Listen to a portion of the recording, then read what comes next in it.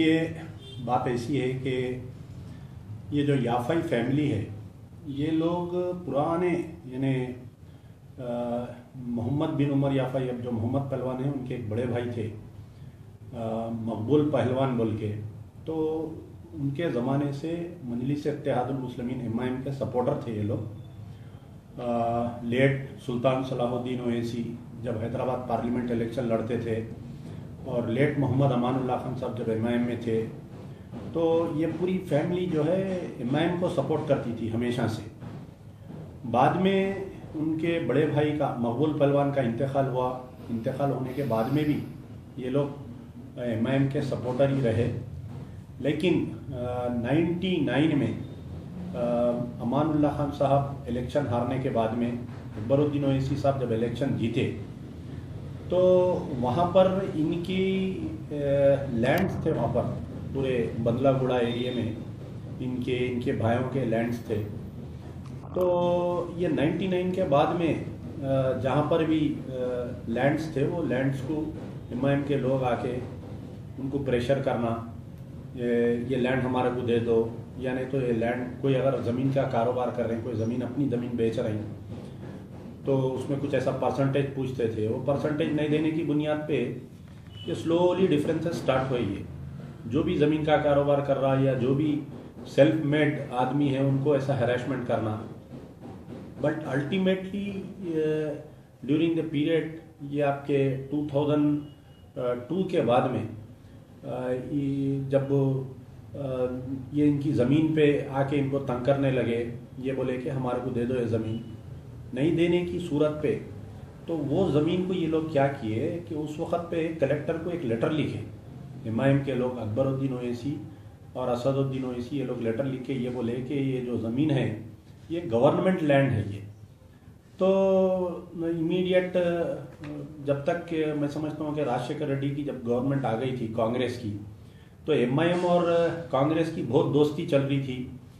असदुद्दीन अकबरुद्दीन दोनों जाके राजशेखर रेड्डी को प्रेशर करके ये बोले कि ये बदलागुड़ा एरिया में पूरा गवर्नमेंट लैंड है, गवर्नमेंट लैंड के ऊपर एक मोहम्मद पहलवान नामी आदमी इसके ऊपर लैंड ग्रैबिंग कर रहा, जबकि ये पट्टा लैंड था, इनका ओन लैंड था ये।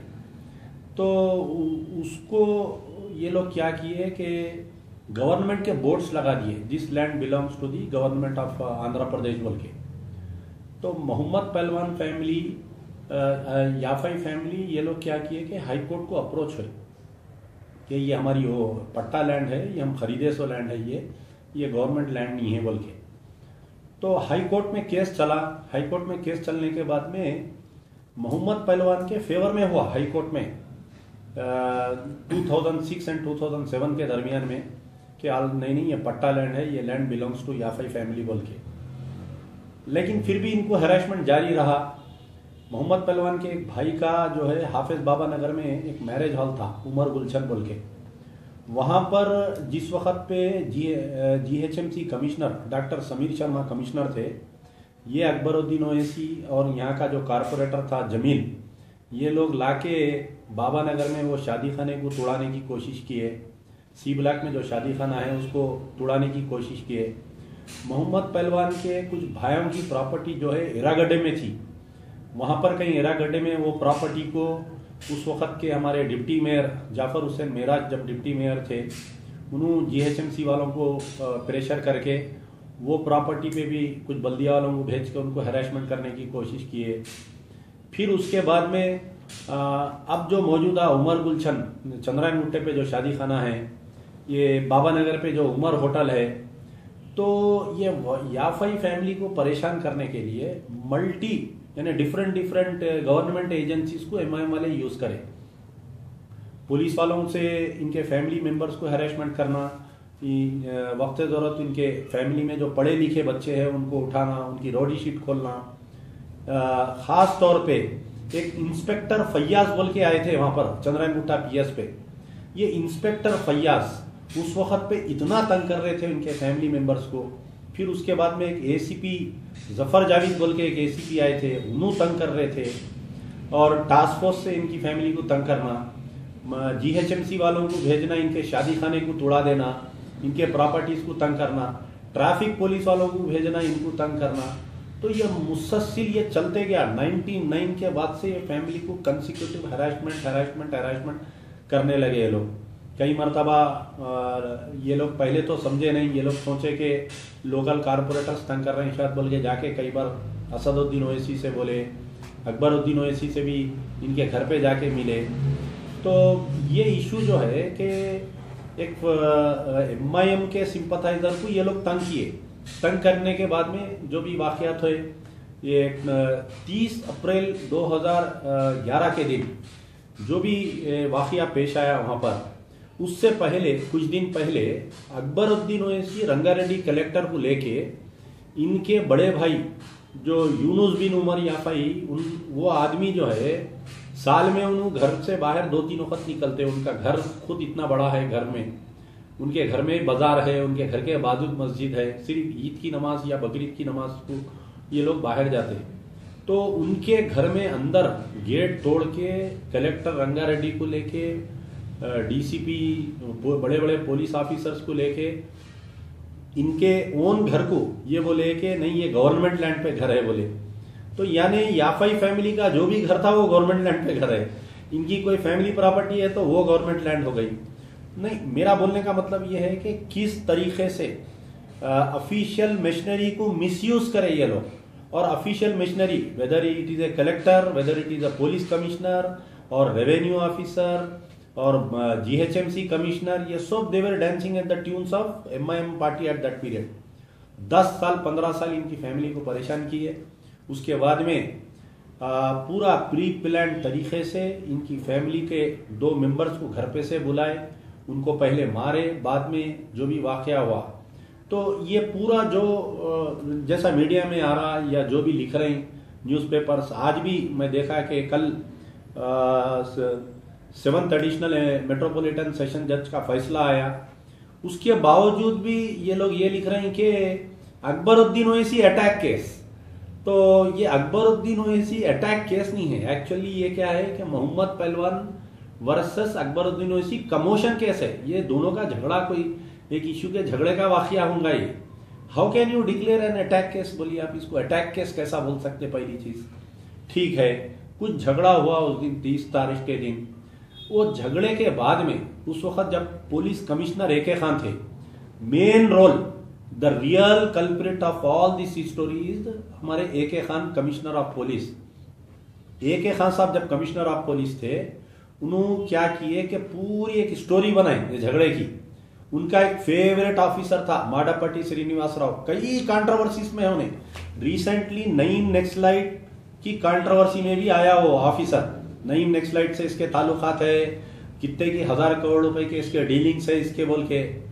तो ये क्या किए लोग, झगड़े में जो लोग नहीं है, जैसा मोहम्मद बिन उमर याफाई अलियास मोहम्मद पहलवान उस दिन ना वहाँ स्पॉट पे थे ना उन्होंने वहाँ करीब में कहीं थे, उनको A1 बना दिए। उसके बाद में उनके एक भाई है जो 85 ईयर्स ओल्ड, जिनका हार्ट पेशेंट है, पैनक्रियास खराब है, यूनुस बिन उमर याफाई, उनको A2 बना दिए उसमें केस में। मोहम्मद पहलवान के कोई दोस्त है, कारोबारी दोस्त है मुनव्वर इकबाल बोल के, उनको कॉन्स्पिरेटर बना दिया उसके अंदर। जो मोहम्मद पहलवान की फैमिली के बच्चे जो स्कूल में प्रेजेंट थे, कॉलेज में प्रेजेंट थे वो पीरियड में, उनके बच्चे जो है यहाँ हैदराबाद में नहीं कहीं बाहर कॉलेजेस में पढ़ रहे हैं, वो लोग लाके आपके अटेंडेंस शीट दिए AK खान को, पुलिस कमिश्नर को उस टाइम पे, लेकिन उनको भी अक्यूज बना दिए। और एक चीज ये हुआ कि जिस वक्त ये झगड़ा हुआ, इब्राहिम याफाई का जो डेथ हुआ, वो इब्राहिम याफाई का डेथ कैसा हुआ बोलिए, वो नहीं बोले कुछ भी। तो अब पहले इनको हाई कोर्ट बेल दिया, हाई कोर्ट बेल देने के बाद में ये लोग गवर्नमेंट को प्रेशर करें, गवर्नमेंट को प्रेशर करके अपील करें। तो सुप्रीम कोर्ट फिर क्या किया कि matter refer to the high court बोला। हाई कोर्ट 3 आदमी की बेल करने का नहीं, फिर ये लोग खामोश नहीं बैठे, फिर सुप्रीम कोर्ट को भेजे गवर्नमेंट को प्रेशर करके। जब उस वक्त की कांग्रेस गवर्नमेंट को कितना मिसयूज करे वो बतलाना चाह रहा हूं मैं। फिर सुप्रीम कोर्ट में इनके 6 आदमी की बेल कैंसिल करे, 9 साल तक इनको अंदर, 6 साल तक इनको अंदर रखे। और मकसद ये था कि इसका ट्रायल नहीं होना, इसका जजमेंट नहीं होना, ये लोग ऐसे ही सड़ते रहना।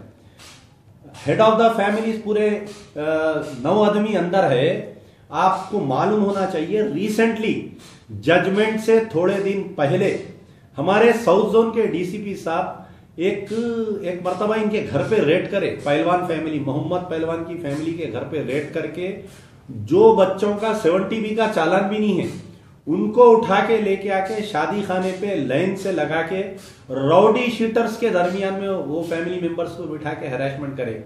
जजमेंट से 1 महीना पहले, मैं समझता हूँ, या 20 दिन पहले तक उनके ऊपर जुल्म हुआ।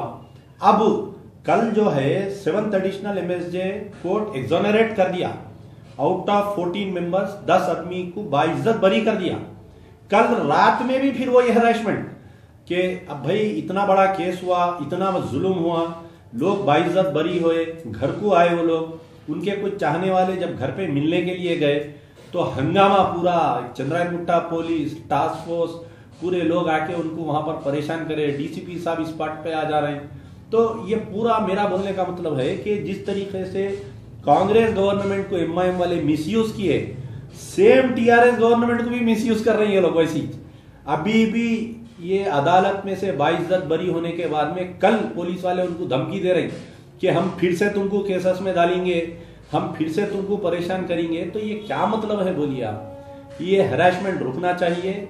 और ये जो MIM वाले अगर कहीं गवर्नमेंट लैंड पे कब्जा कर रही तो गवर्नमेंट कोई एक्शन नहीं ले रही। मैं खुद जाके 10 मरतबा कलेक्टर को 10 मरतबा जाके कंप्लेंट किया। आप जाके देखिए, आज की तारीख में थोड़े दिन पहले मोहम्मद अली शब्बीर भी स्टेटमेंट दिए थे कि बल्लागुड़े पे गवर्नमेंट लैंड कब्जा हो रही, बल्कि हाफिज बाबा नगर C ब्लॉक से लेके बालापुर, बालापुर से लेके पहाड़ी शरीफ, पहाड़ी शरीफ से लेके Shamshabad 600 acres of government land plotting हो रही। कहीं ना कहीं आप जाके देखिए कोई ना कोई MIM का आदमी उसमें इन्वॉल्व है, लेकिन गवर्नमेंट खामोश बैठी हुई है, गवर्नमेंट कुछ नहीं कर रही। KTR साहब हर छोटे मोटे बात को ट्वीट करते हैं। ये गवर्नमेंट लैंड पे इलीगल कंस्ट्रक्शन हो रहा, उस पर जवाब नहीं दे रहे, कलेक्टर साहब उस पर जवाब नहीं दे रहे, कमिश्नर साहब उस पर जवाब नहीं दे रहे। तो MIM का जहां पर मिसरूल हो रहा उस पे गवर्नमेंट खामोश है और शरीफ लोगों को परेशान कर रही गवर्नमेंट। तो हमारी रिक्वेस्ट है कि ये इश्यू जो है, मोहम्मद पहलवान पहले भी बेगुनाह थे, आज भी बेगुनाह है। अब जो 4 आदमी को जिनको सजा गिरी, हसन बिन उमर याफाई को, अब्दुल्ला याफाई, अवध याफाई, सालम बिन बहलान को, ये 4 जनों के लिए हाई कोर्ट में हम अपील करेंगे। फिर से हाई कोर्ट में अपील करने के बाद में हमारी उम्मीद है कि ये 4 लोग भी बाइज्जत बरी होंगे।